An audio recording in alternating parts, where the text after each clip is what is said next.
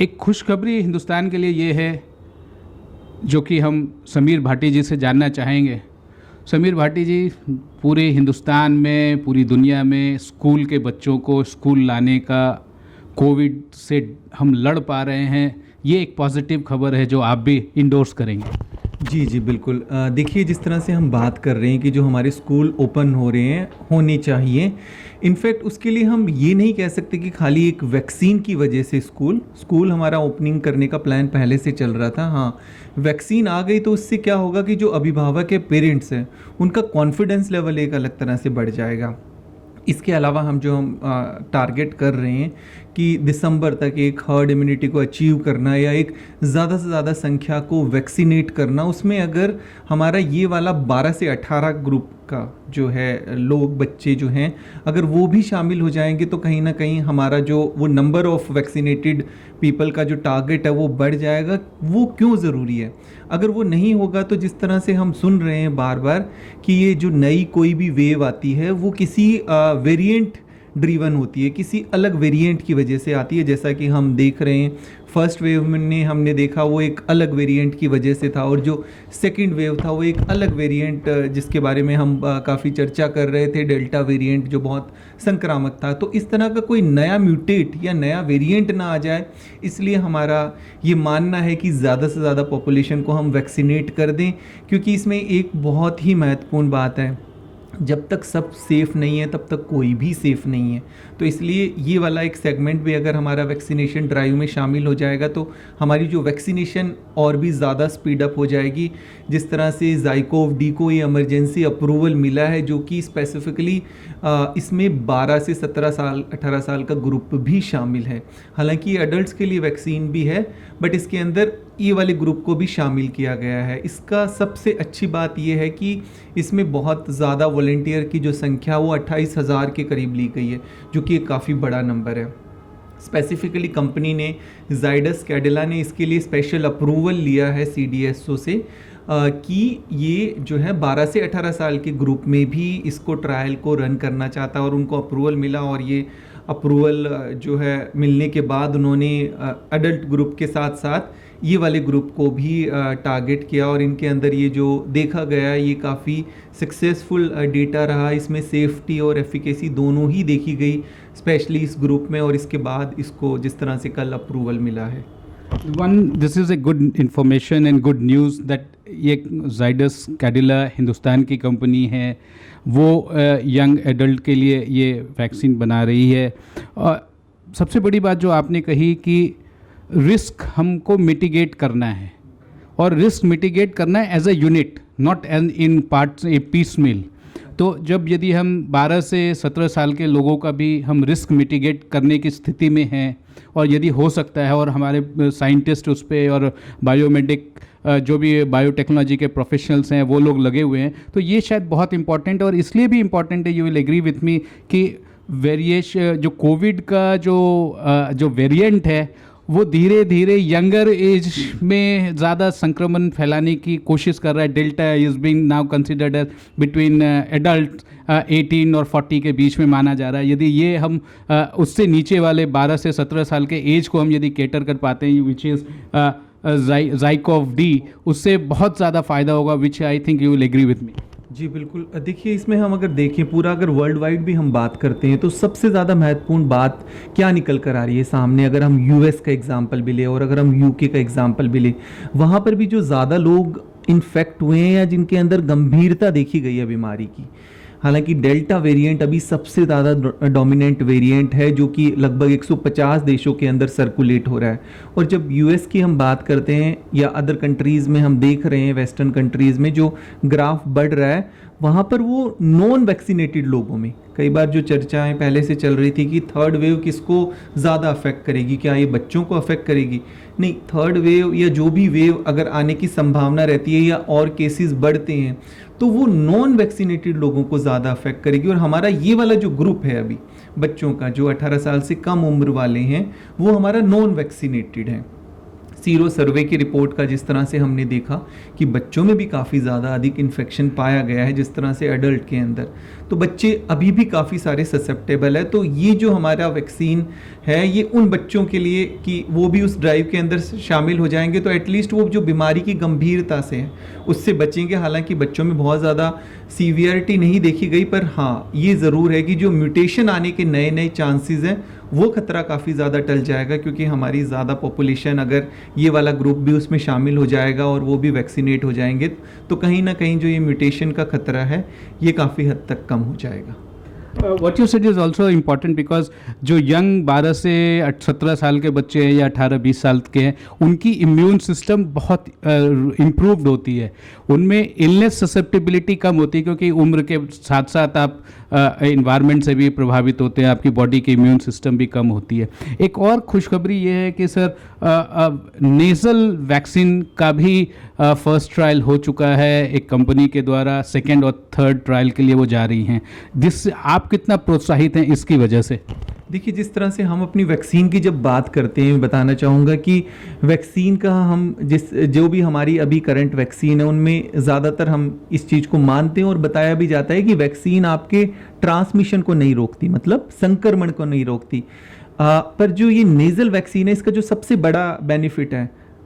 अगर हम एफिकेसी और अभी इन चीज़ों को छोड़े क्योंकि वो डेटा तो आने वाला है, ये ट्रांसमिशन को भी रोकेगी। वो हमारे लिए सबसे ज़्यादा, कि जैसा अभी हम सुन रहे हैं काफ़ी ज़्यादा कि भाई वैक्सीन लगाने के बाद भी इन्फेक्शन तो हो रहा है, हाँ, तो ये हम बता रहे कि वैक्सीन संक्रमण को नहीं रोक रही है, हाँ वैक्सीन बीमारी की गंभीरता को, वैक्सीन आपको हॉस्पिटलाइज्ड होने से रोक रही है, आपको आईसीयू में जाने से रोक रही है। पर जो नेज़ल वैक्सीन की आपने बात करी, ये वैक्सीन आपके संक्रमण को भी, इन्फेक्शन को भी एक इंसान से दूसरे इंसान को फैलने को रोकेगी। तो इस चीज़ को लेकर हम काफ़ी ज़्यादा उत्साहित है, क्योंकि इस तरह की वैक्सीन अभी कहीं पर भी अवेलेबल नहीं है और होपफुली हमारे पास ये सितंबर एंड तक आने की उम्मीद है। तो ये भी एक काफ़ी अच्छी एनकरेजिंग न्यूज़ होगी हमारे लिए।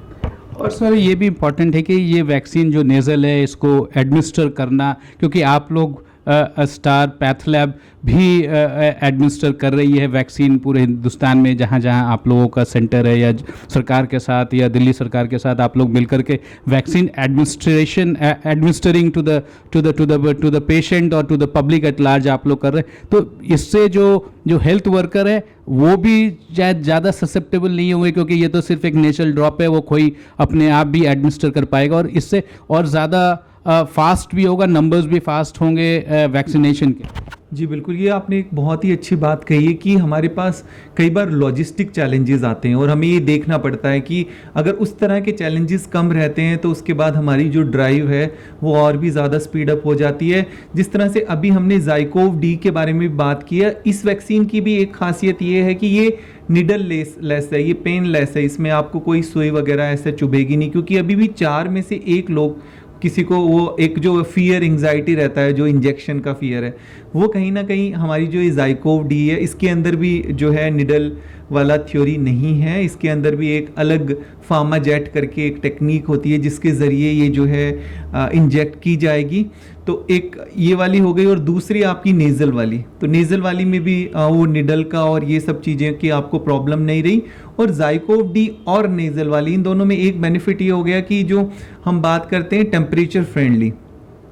भारत में सबसे ज़्यादा जो चैलेंज है हमारा टेम्परेचर वेरिएशन का, रीजनल कितना वेरिएशन है, apart from the geographical location, जो जितना बड़ा देश है। एग्जैक्टली, तो वो भी एक इसका एक बहुत अच्छा फैक्टर होगा। दोनों वैक्सीन जो है भारत की जलवायु के हिसाब से टेम्परेचर फ्रेंडली है। और दूसरा ज़ाइकोव-डी का एक फ़ायदा जो अभी बताया गया है कि इसका मैन्युफैक्चरिंग भी काफ़ी इजी है, क्योंकि हम लोगों के सामने सबसे बड़ा चैलेंज है कि वैक्सीन शॉर्टेज। तो अगर इसका मैन्युफैक्चरिंग काफ़ी ज़्यादा स्पीड अप रहेगा, फास्ट रहेगा, इजी टू मैन्युफैक्चर होगा, तो हम लोगों को जो ये डिमांड एंड सप्लाई वाला प्रॉब्लम है वो सब भी नहीं आएगा। और यही हम उम्मीद करते हैं हमारी जो नेज़ल वाली वैक्सीन है उसमें भी कुछ इस तरह के फीचर्स देखे जाएंगे, क्योंकि जो अब वैक्सीन्स आ रही है उसमें जो पहले की कुछ वैक्सीन्स है जिसमें कुछ ऐसे फ्लॉज देखे गए वो इन वैक्सीन्स में नहीं होंगे। और इससे हमें लगता है कि ये हमारे लिए और भी ज़्यादा जो आने वाले टाइम के अंदर जो वैक्सीन का जो हमारा नंबर्स है वो और अधिक तेज़ी से बढ़ पाएगा। और आगे आने वाले टाइम में जिस तरह से और भी जो थर्ड डोज या और किसी की भी जो बात चल रही है वो इन्हीं तरह की वैक्सीन्स के आने के बाद जो है ग्राउंड लेवल पर ठीक तरीके से इम्प्लीमेंट हो पाएगी। सबसे बड़ी बात तो ये है सर कि यू विल ऑल्सो एग्री कि एटलीस्ट हमारा एक्सचेकर बाहर नहीं जाएगा. This may be a small question, but this has a big ramification, because if you are sending thousands of crores of rupees by as part of the royalty that you have to give back to the original manufacturer or original patent holder, तो वो तो होगा. आप कितना प्रोत्साहित हैं कि Moderna का भी वैक्सीन आ रहा है और जॉनसन एंड जॉनसन का भी वैक्सीन आ रहा है. मॉडर्ना का कहा जा रहा है कि काफ़ी होगा. हाँ, देखिए जो जॉनसन एंड जॉनसन वाली सिंगल डोज के लिए वैक्सीन की बात की जा रही है, और मॉडर्ना और फाइज़र, मॉडर्ना ऑलरेडी काफ़ी देशों में पहले से चल रही है, वो mRNA बेस्ड वैक्सीन है.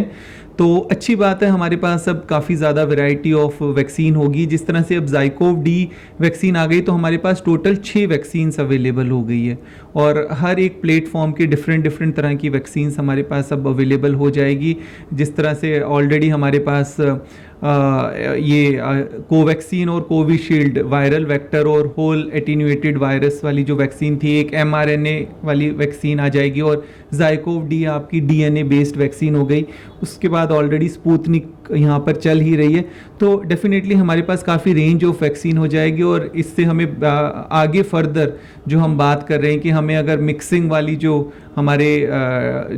आगे जो हमें रिसर्च करनी है मिक्सिंग ऑफ वैक्सीन्स पे और सब पे, तो वो हमारे पास काफ़ी ज़्यादा अवेलेबल होगी. क्योंकि फ़िलहाल अभी हमारे पास सबसे ज़्यादा प्रोमिनेंट वैक्सीन कोविशील्ड और कोवैक्सीन ही थी, पर अगर ये सब होंगी अवेलेबल तो हम और भी आगे तरह के रिसर्च कर सकते हैं. और सबसे उससे हमारे को फ़ायदा ये होगा कि इस तरह की जो मिक्सिंग करने का भी क्या हम लोगों को बेनिफिट मिलता है कि हम लार्ज नंबर ऑफ पॉपुलेशन को वैक्सीनेट कर सके with good number of immunity, और साथ के साथ हम ट्रांसमिशन को भी रोक सकें. क्योंकि अभी हम ये सब तो जानते हैं कि ये जो कोरोना वायरस है, ये भी एक नई तरह की साइंस है, और अभी सबसे ज़्यादा जो अभाव है वो डेटा का अभाव है. तो अब हमारे पास भी 6 वैक्सीन्स अवेलेबल होगी, तो उस 6 वैक्सीन्स पे हमारे पास डिफरेंट तरह का डेटा बेस होगा, जिससे हम आगे आने वाली रणनीति को बनाने में हमें काफ़ी सहायता होगी. यहाँ पे ये बताना बहुत ही इम्पॉर्टेंट है, क्योंकि भारत में लगभग 60 करोड़ लोग वैक्सीनेटेड हो गए. अब यहाँ पे वैक्सीनेटेड जो डबल डोज हैं और सिंगल डोज दोनों मिला के लगभग ये माना जा रहा है कि 40 से 45 करोड़ 50 करोड़ के आसपास लोग सिंगल डोज तो एटलीस्ट ले चुके हैं, और 10 करोड़ के आसपास से थोड़ा ज़्यादा या आसपास डबल डोज ले चुके हैं. अब यहाँ पे सर 2 ऑप्शंस प्रॉब्लम आती हैं, या कहें हमारे पास ऑप्शंस हैं. एक होता है कि mixing of vaccination as a booster dose, और है कि क्या हम सिंगल वैक्सीन जो हमने पहले लिया या सेकेंड डोज लिया या दोनों डोज ले लिया उसके बाद हम बूस्टर डोज. 2 ऑप्शंस हैं जो मेडिकल सर्कल्स में भी बातें की जा रही है, सरकार के यहाँ भी बातें की जा रही है. आप लोग भी बहुत ज़्यादा इस पे ध्यान भी दे रहे होंगे कि बूस्टर डोज कब लेना चाहिए, कितने महीने बाद लेना चाहिए. क्योंकि पहला था कि 28 दिन में 2 डोज लेनी चाहिए, फिर सरकार ने ये डिसाइड किया कि 4 महीने का हम गैप रख सकते हैं, कि because the immune system evolves and it is more beneficial. 4 महीने तक उसकी एफिकेसी है, उसके आगे भी है 4 महीने तक बिटवीन द 2 डोज. तो उसका एफिकेसी लगभग 1 साल भर तक, 9 महीने 1 साल तक हो जाता है. अब यदि हम ये मान के चलें कि कैसे हम इसको बूस्टर डोज की तरफ जाएं या फिर हम मिक्सिंग ऑफ द डोज करें, कैसे ये बेस्ट ऑप्शन क्या आपके हिसाब से क्या लग रहा है? देखिए, एक तो जो आपने अभी बात बताई कि टोटल हम 60 करोड़ के करीब डोजेज एडमिनिस्टर कर चुके हैं, जो कि एक बहुत बड़ा अचीवमेंट मैं समझता हूँ भारत देश जैसे देश में, जहाँ पर बहुत ज़्यादा और भी लॉजिस्टिकली चैलेंज और सब कुछ होने के बाद भी. इसके अलावा जिस तरह से आपका जो सवाल था, जो हम बात कर रहे हैं बूस्टर डोज की, देखिए बूस्टर डोज या कोई भी हम बात करते हैं डोज, हमारी फर्स्ट डोज होती है, सेकेंड डोज होती है या थर्ड डोज होती है. इसमें ध्यान देने वाली बात यह है कि जो कॉम्पोजिशन है वो सेम रहेगा. जिस तरह से ज़ाइकोव डी के लिए हम बात कर रहे हैं कि उसमें 3 डोजेज़ हैं, इसके अलावा जो हमारी पहले से वैक्सीन चल रही है उनकी 2 डोजेज़ हैं. डोजेज़ का देखिए किस तरह से डिसाइड होता है. जब हम लोगों का ये ट्रायल वाला डेटा होता है, जब ट्रायल चल रहा होता है, तो एक हमारा टारगेटेड जो है कि हमारा कितना हमें इम्यून सिस्टम को बूस्ट करना है, उस टारगेट को अचीव करने के लिए हमें, फॉर एग्जांपल आपने फर्स्ट डोज लगाई एडमिनिस्टर की, फर्स्ट डोज के बाद आपकी जो इम्यूनिटी प्रोटेक्शन लेवल है वो इतना हुआ, हमारा डिज़ायर्ड थोड़ा उससे और ज़्यादा है, हमने सेकंड डोज लगाई, फिर हमारा इम्यूनिटी और ज़्यादा बूस्ट हो गया। हाँ, ये हमारा डिज़ायर्ड वाला है, ठीक है। अब इस तरह से जैसे जो ज़ाइकोव डी थी उसकी 3 डोजेज़ लगनी है, तो 3 डोजेज़ के बाद जो उनको डिज़ायर्ड इम्यूनिटी चाहिए थी वो 2 में नहीं मिली, इसलिए उन्होंने 3 डोज लगाई। हालांकि अभी उस पर फिर से ट्रायल चल रहा है और आगे रिसर्च आएगी कि 2 डोजेज़ में ही वो डिज़ायर्ड इम्यूनिटी मिल जाए। तो इस तरह से ये रिसर्च में पता लगता है। अब इसमें कोवैक्सीन के अंदर जो आपने सेकेंड क्वेश्चन पूछा कि गैप, कोवैक्सीन के अंदर डिफरेंट है और कोविशील्ड के अंदर डिफरेंट है। कोविशील्ड के अंदर जो गैप बढ़ाया गया 2 या 3 बार, वो क्योंकि कोविशील्ड सबसे ज़्यादा एडमिनिस्टर हो रही थी हिंदुस्तान के अंदर भी अगर हम बात करें, और इसके अलावा विदेशों के अंदर भी एस्ट्राजेनिका के नाम से जो यूके में भी लग रही थी। तो यूके के अंदर क्या था कि जब वैक्सीन का थोड़ा शॉर्टेज था तो उन्होंने फर्स्ट डोज लगाया और सेकेंड डोज को 3 महीने के बाद लगाया, पर उसमें उन्होंने देखा कि 3 महीने के बाद जो है एंटीबॉडी लेवल में काफ़ी ज़्यादा बूस्ट हुआ, काफ़ी अच्छा जो डिज़ायर्ड इम्यूनिटी थी वो काफ़ी अच्छी अचीव हुई। तो उन सब को देखते हुए और इस तरह का डेटा जब सामने आया तो भारत में भी इस चीज़ को देखा गया कि हम अगर गैप बढ़ा रहे हैं तो हमारी जो इम्यूनिटी है वो और अच्छी बूस्ट हो रही है, क्योंकि सेकंड डोज को हम एज ए बूस्टर कहते हैं। फर्स्ट डोज में ही आपकी इम्यूनिटी तो बनना शुरू हो जाती है, सेकंड डोज देने का काम यही होता है कि उस इम्यूनिटी को हम और ज़्यादा बूस्ट करें। बट यहाँ पर सवाल आ जाता है कि क्या अभी बूस्टर की ज़रूरत पड़ेगी, कब पड़ेगी? इसका एक ये इसमें समझ लेने की ज़रूरत है कि हमें ये तो पता है कि हमारी जो डिज़ायर्ड इम्यूनिटी है वो 2 डोज के बाद हमें मिल गई, पर उसका ड्यूरेशन कितने समय तक रहेगा, इस तरह के हमारे पास अभी बहुत ज़्यादा डेटा अवेलेबल नहीं है कि वो 6 महीने रहेगी, कि वो 8 महीने रहेगी। जैसे अब इज़राइल है, इज़राइल में अगर ज़्यादातर वैक्सीन लग रही है आपकी मॉडर्ना एंड फाइज़र की लग रही है, पर वहाँ पर देखा गया कि सेकेंड डोज के बाद अभी फ़िलहाल उनकी जो 6 महीने के बाद या उससे थोड़े टाइम के बाद जो ड्यूरेशन मतलब जो एंटीबॉडी जो उन्होंने अचीव की उतनी वो डिक्लाइन होने लग गई, जबकि हम मॉडर्ना फाइज़र को सबसे ज़्यादा पावरफुल वैक्सीन मान रहे हैं अभी तक की कि उनका एफिकेसी काफ़ी ज़्यादा होती है, बट एफिकेसी एक समय के बाद डाउन होती है। तो आप ये कहना चाह रहे हैं कि हिंदुस्तान के दोनों वैक्सीन लगभग 80% माना जा रहा था कि जो आप कह रहे हैं कि उसकी एफिकेसी क्या है, 80% माना जा रहा था कि आपकी बॉडी उसको चेक कर पाएगी। क्या आपको लगता है कि हिंदुस्तान के दोनों वैक्सीन और सारे वैक्सीन दुनिया में जो है उनसे ज़्यादा एफिशिएंट हैं एट जॉब? जी बिल्कुल, देखिए जिस तरह से मैं वैक्सीन अवेयरनेस कमेटी का मेंबर भी हूँ और ज़्यादातर जो सवाल आता था लोगों का कि हम शायद बाहर से जब ये वैक्सीन आएगी हम ये लगवाएंगे, बट इसमें सबसे ज़्यादा समझने वाली बात ये है कि देखिए जिस तरह की वैक्सीन की टाइम के बाद एक जो है टाइटर लेवल कम होता है, बट इसमें एक चीज़ समझने वाली बात बहुत ज़्यादा ज़रूरी है कि लोग कई बार एंटीबॉडी टेस्ट कराते हैं और वो कहते हैं कि हम लोगों का एंटीबॉडी टाइटर कम हो गया है तो शायद हमारी वैक्सीन की एफिकेसी अब कम होती जा रही है। इसमें एक चीज़ समझ लेना बहुत ज़्यादा ज़रूरी है, जो लैब में हम मेजर करते हैं वो एंटीबॉडी टाइटर, न्यूट्रलाइजिंग एंटीबॉडीज़ जो भी होता है, इसके अलावा एक सेल मीडिएटेड इम्यूनिटी और होती है, उसको हम मेजर नहीं करते। तो दोनों तरह की जो है इम्यूनिटी मिलके एक प्रॉपर इम्यूनिटी आपकी बनाती है। तो एक है जो आप एंटीबॉडीज़ मेजर कर पा रहे हैं और उसके अलावा आपकी जो सेल मीडिएटेड इम्यूनिटी है वो भी आपको प्रोटेक्शन प्रोवाइड करती है, वो उसमें मेजर नहीं की जाती। तो बूस्टर के लिए मैं यही कहना चाहूँगा कि उस तरह का अभी हम लोगों के पास डेटा अवेलेबल नहीं है। हाँ, यहाँ पर जो सबसे महत्वपूर्ण बात जानने वाली है कि बूस्टर इसको नाम ना देके वो एक दूसरी ही वैक्सीन लग सकती है आपको, कि हम फ्लू की जब बात करते हैं, अभी जैसे स्वाइन फ्लू पहले चल रहा था, स्वाइन फ्लू के लिए या फ्लू के लिए हमारी फ्लू की जो वैक्सीन लगती है वो हर साल अलग वैक्सीन लगती है उस तरह के स्ट्रेन के लिए, ताकि वो उस तरह के स्ट्रेन पे काम करे। आप ये मान के चलिए कि जो कोरोना वायरस का अभी वाला म्यूटेट है, कोई 1 साल बाद ये वाला म्यूटेट थोड़ी रहेगा, म्यूटेट तो चेंज होता रहेगा। हमने देखा अल्फा, बीटा, डेल्टा, अब गामा की लैम्डा की बात हो रही है। बिल्कुल, अभी जो फिलहाल सर्कुलेटिंग हमारे जो सबसे ज़्यादा है, मोस्ट प्रोमिनेंट जो आपके वेरिएंट्स है, जिसमें डेल्टा वेरिएंट और डेल्टा प्लस और इसके अलावा लैम्डा वेरिएंट, ये सब। तो जो आपकी वैक्सीन है, जो आपके मेन डोमिनेंट वेरिएंट्स है, उसके ऊपर इफेक्टिव होना बहुत ज़्यादा ज़रूरी है। हाँ, आप ये देखें कि वैक्सीन में धीरे धीरे उसको और ट्रीट करके चेंज किया जाता है एज पर दी न्यू वेरिएंट। हो सकता है आप 1 साल बाद बात करें तो जो अभी की पेरेंट वैक्सीन है या जो प्राइमरी वैक्सीन है उसका कंपोजिशन पूरी तरह से चेंज हो जाए। तो ये चीज़ इंपॉर्टेंट है कि हाँ, आप जो आपकी थर्ड डोज लगेगी या आपकी वो कितने ड्यूरेशन के बाद लगेगी, या जो थर्ड डोज होगी वो सेम वैक्सीन होगी, या उस वैक्सीन को मतलब उसको फिर दूसरी कोई एक इस तरह की वैक्सीन जो उस समय के वेरिएंट के ऊपर काम कर पाए। What you are trying to say कि because we are in a dynamic situation, our data is getting revised and evolved every other day, every other week and every other month. और उसके हिसाब से जो आपने बहुत बारीक में हमें समझाया, बहुत डिटेल में समझाया कि आपका जो वैक्सीन लगता है वो उसकी रिक्वायरमेंट आपके बॉडी के हिसाब से होती है, और जैसे जैसे समय बढ़ता जा रहा है, आज हम 2021 में हैं, 2022 में शायद 2021 के अंत में ही शायद जब विंटर सेट इन हो गए तो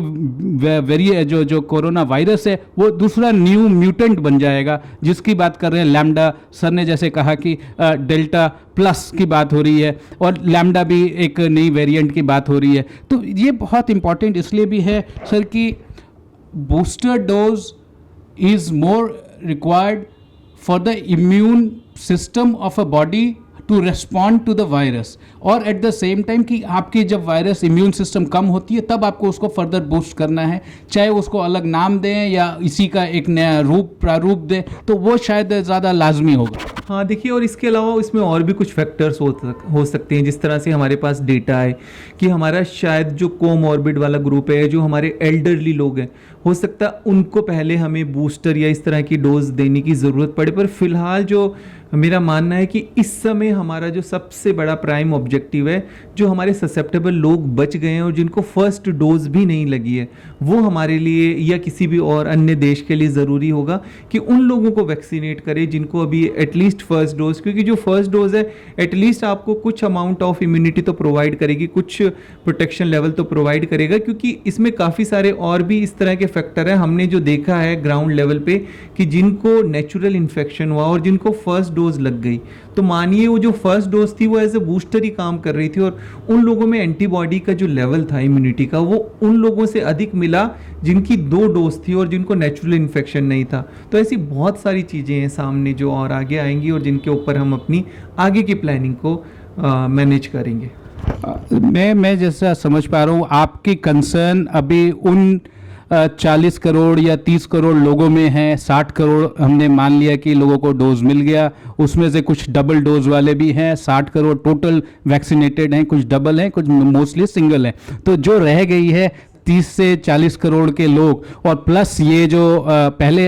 90 करोड़ भारत सरकार ऐसा मान रही थी कि 18 प्लस को 90 करोड़ लोगों को डोज दे दी है, यानी कि 9 into 2 is 180 crore doses that needs to be administered. 60 crore उसमें से दी जा चुकी है। यदि हम टोटल में जाए तो इट इज़ 1/3। यदि हम एटलीस्ट, जैसा आप कह रहे हैं कि आपकी कंसर्न है कि एटलीस्ट एक डोज लग जाए, तो वो ऑलमोस्ट 50% है। I think that is what your concern is right now and that is your biggest concern. बिल्कुल बिल्कुल। अपार्ट फ्रॉम दिस कि एक हमारी जो अडल्ट पॉपुलेशन का हम टारगेट कर रहे हैं कि अडल्ट पॉपुलेशन की डबल डोज हमारा लगाना, एक ये टारगेट तो है ही। और खाली हिंदुस्तान की नहीं, हम पूरे विश्व की ही बात कर रहे हैं, क्योंकि इसमें जैसा हमने अभी बात की कि जब सब जगह वैक्सीनेट लोग नहीं होंगे तब तक जो ये वायरस है सर्कुलेट होता रहेगा और तब तक नए म्यूटेट आने के चांसेस रहेंगे। और अडल्ट के अलावा मेरा इसमें एक ये भी मानना है कि हमारी जो नॉन वैक्सीनेटेड जो हमारा ग्रुप है, जिसके अंदर हमारे 18 साल से कम ग्रुप वाले लोग, बच्चे हैं,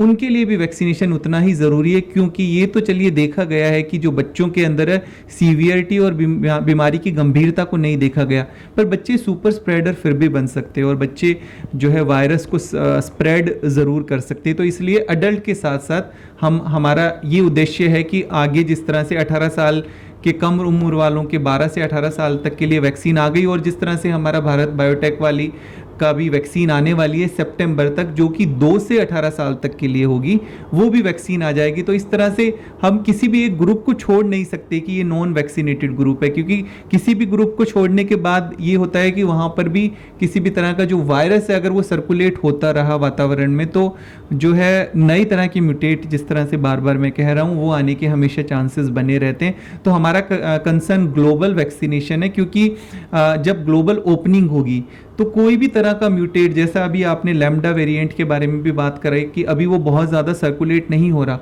पर जिस तरह से ग्लोबल ओपनिंग होगी तो फिर जो नई तरह के वेरिएंट है वो भी ज़्यादा सर्कुलेट होते रहेंगे, क्योंकि ये बहुत ज़्यादा ज़रूरी है जान लेना कि हम लोगों के पास जो वेरिएंट का नया पता लगता है वो करीबन 1-1.5 महीने के बाद पता लगता है, और तब तक वो जो वेरिएंट है काफ़ी जगह स्प्रेड हो चुका होता है, क्योंकि उसके लिए स्पेशलाइज जीनोम सीक्वेंसिंग टेस्ट होते हैं और वो उतनी ज़्यादा सुविधाएं उपलब्ध नहीं हैं। तो हो सकता है, संभावना है कि इन 3 म्यूटेट के अलावा और भी कई तरह के वेरिएंट सर्कुलेट हो रहे हों और जिसकी हमें जानकारी नहीं है। तो इसलिए हमारा अभी प्राइम ऑब्जेक्टिव है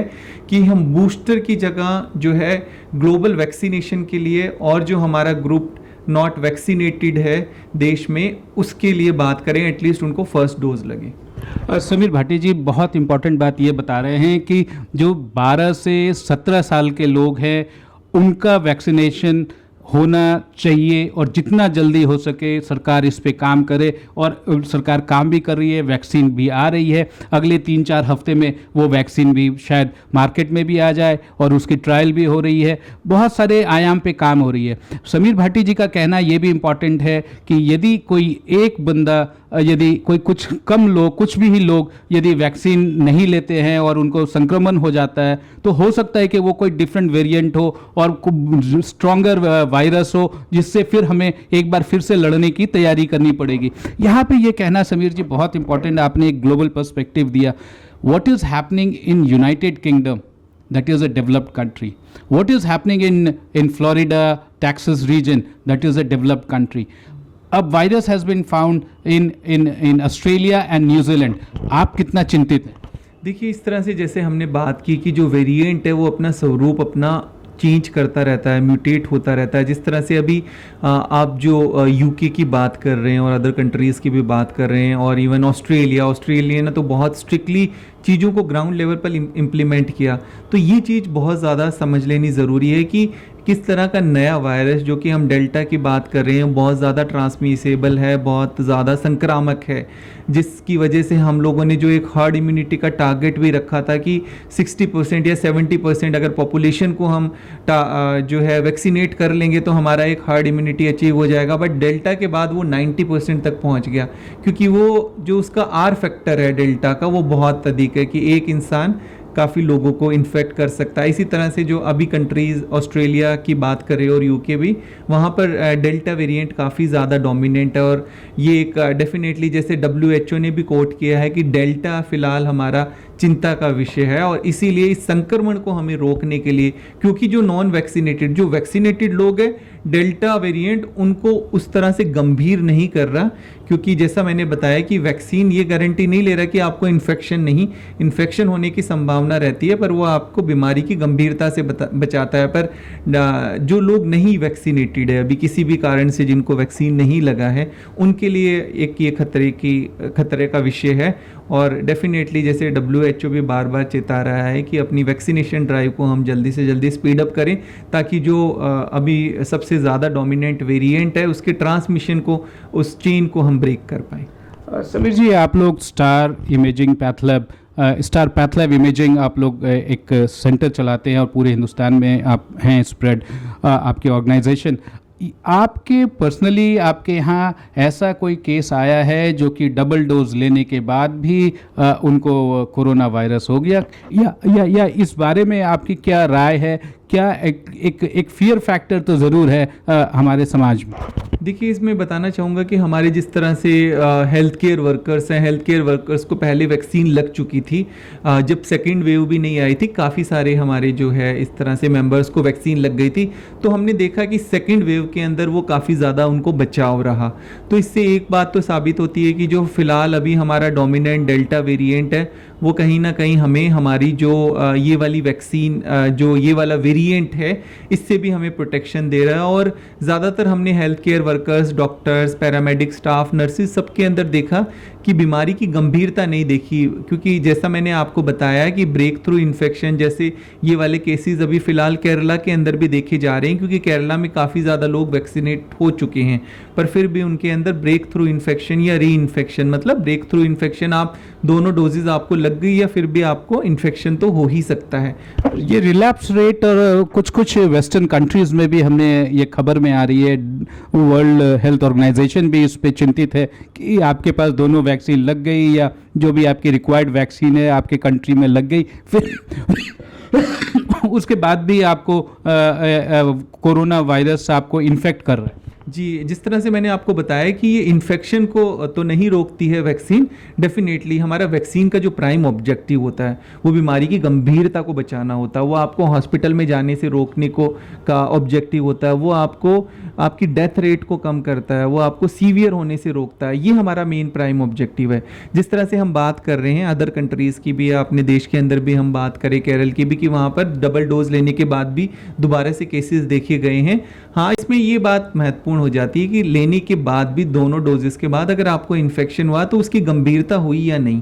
अब हालांकि और भी इस पे रिसर्च जारी है। ज़्यादातर हमने जो देखा है री इन्फेक्शन या फिर ब्रेक थ्रू इन्फेक्शन। री इन्फेक्शन मतलब आपको ऑलरेडी एक बार नेचुरल इन्फेक्शन हो चुका और दोबारा से आपको फिर से कोविड का इन्फेक्शन हुआ। दोनों ही केसेस में हम लोगों ने गंभीरता फिलहाल अभी नहीं देखी है और भी इस तरह का डेटा आ रहा है। हाँ, अब इसमें एक चीज़ जो है मैं समझता हूँ ज़रूरी है, उन लोगों को जिनको डबल डोज लग चुकी है उसके बाद उनको फिर से इन्फेक्शन हुआ है, उन लोगों का एटलीस्ट हम एक इम्यूनिटी लेवल चेक करें। क्या उनका इम्यूनिटी लेवल डाउन हुआ, जिस तरह से हम बात कर रहे थे एंटीबॉडीज टाइटर, या उनकी जो सेल मीडिएटेड इम्यूनिटी है वो का मेजरमेंट कितना कम हुआ, इस वजह से हुआ। ये भी एक जानने वाला विषय है कि वो बिकॉज एवरीथिंग इज डायनेमिक, ये तो हर एक वीकली और डेली ये चीज़ें हो रही हैं, तो डेटा ग्रैब करना और डेटा को प्रोसेस करना वो भी अपने आप में एक challenge, because it is a pandemic, so it is understood that is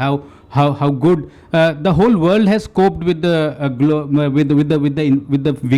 severity of coronavirus and COVID-19, but it is also important कि जो इन्फेक्शन री इन्फेक्शन या फिर जिनको पहले हो गया फिर से हो रहा है दोनों डोज के बाद, या जिनको पहले इन्फेक्शन नहीं था दोनों डोज लेने के बाद फिर इन्फेक्शन हो रहा है। लेकिन एक पॉजिटिव खबर ये आ रही है कि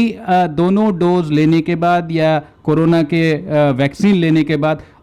बहुत ज़्यादा साइड इफ़ेक्ट का मामला अब कम होता नज़र आ रहा है। बिल्कुल, जिस तरह से हम बात कर रहे हैं कि देखिए एक तो जो हेजिटेंसी है वो लोगों की कम हुई है, इसके अलावा जो एक एंग्जाइटी और फियर वैक्सीन को लेकर वो भी लोगों में थोड़ा कम हुआ है, क्योंकि उसके बाद भी लोगों में देखा जा रहा था कि कुछ इस तरह के साइड इफ़ेक्ट हो रहे थे। बट साइड इफ़ेक्ट की हम बात करें जैसे माइल्ड साइड इफ़ेक्ट, उसके लिए लोग अब अवेयर हो गए हैं कि ये वैक्सीन लगने के बाद ये छोटा मोटा हल्का फुल्का बुखार होना और उस साइड पे थोड़ा पेन होना, इस तरह के सिम्टम्स होते हैं, तो वो लोगों को जागरूकता हो गई है क्योंकि काफ़ी ज़्यादा पॉपुलेशन वैक्सीनेट हो गई है और हमारा मीडिया और सब भी काफ़ी इस प्रचार में लगा हुआ है। तो इस तरह की चीज़ों से लोग अवेयर हो गए हैं, इस वजह से वो लोगों के मन में से अब वो वाली चीज़ निकल गई है कि नहीं ये तो आम बात है, ये छोटे मोटे हल्के फुल्के साइड इफ़ेक्ट हो सकते हैं, और इस चीज़ को लोगों ने एक्सेप्ट कर लिया। और अब इस तरह के क्वेश्चन ज़्यादातर होते नहीं है कि लगने के बाद क्या होगा। हाँ, अभी भी सवाल जो रहता है वो बस एफिकेसी को लेके लोगों को रहता है कि शायद इससे मुझे ज़्यादा, बट इस चीज़ पे तो हम बार बार क्लियर कर देना चाहते हैं कि जो भी अभी अवेलेबल वैक्सीन है, क्योंकि बिना सेफ्टी के तो वैक्सीन को सब्जेक्ट एक्सपर्ट कमेटी लॉन्च ही नहीं करेगा। सबसे पहले फर्स्ट ट्रायल के अंदर तो सेफ्टी ही देखी जाती है, तो सेफ्टी को लेके तो किसी तरह का कोई सवाल नहीं होना चाहिए लोगों के मन में। हाँ, एफिकेसी के ऊपर जो है थोड़ा प्लस माइनस, बट अभी जितनी भी हमारी वैक्सीन है, क्योंकि WHO के अकॉर्डिंगली 50% से अबाउ एफिकेसी होती है, उसी को अप्रूव किया जाता है, तो वैक्सीन की एफिकेसी तो मानना ही पड़ेगा। और आप ये भूल जाइए कि उससे आपको लगने के बाद दोबारा हो गया कि नहीं, क्योंकि वो आपको गंभीरता से तो ज़रूर बचाएगी ही बचाएगी। एक खबर ये भी आई थी कि भारत बायोटेक की जो वैक्सीन है उसकी एफिकेसी दूसरे वाली जो वैक्सीन है उससे ज़्यादा थी, इसलिए शायद उनको यूरोप में भी एक्सेप्ट किया गया कि जो इंटरनेशनल ट्रैवलर हैं उनको यदि आपने भारत बायोटेक का कोविशील्ड का वैक्सीन लगाया है तो you are still valid to travel abroad. I think you'd be the happy person.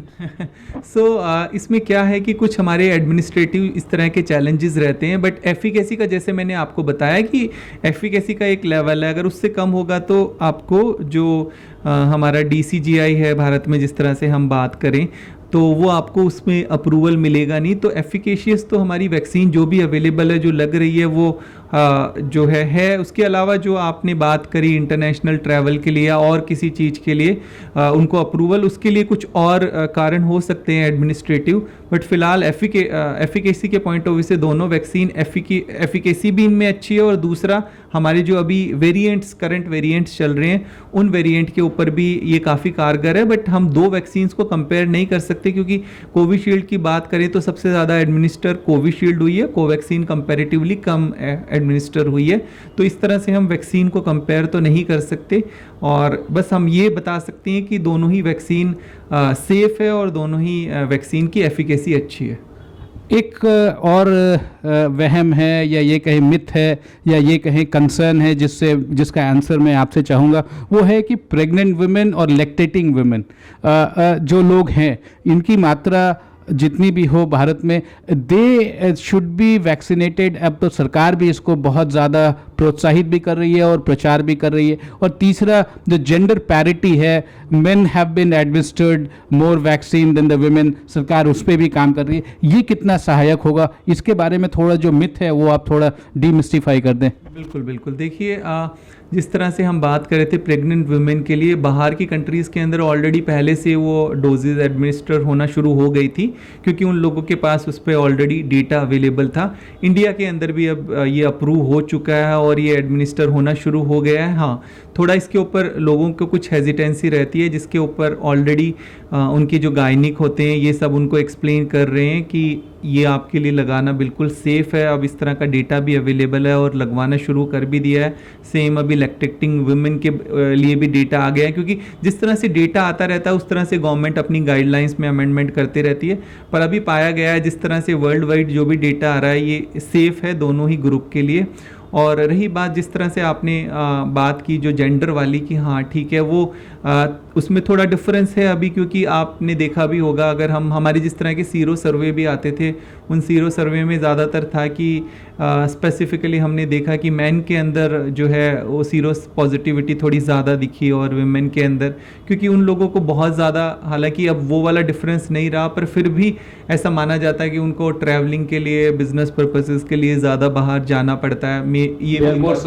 Exactly susceptibility उन लोगों में ज़्यादा रहती है। बट और कई बार हम बात करें, क्योंकि हम अगर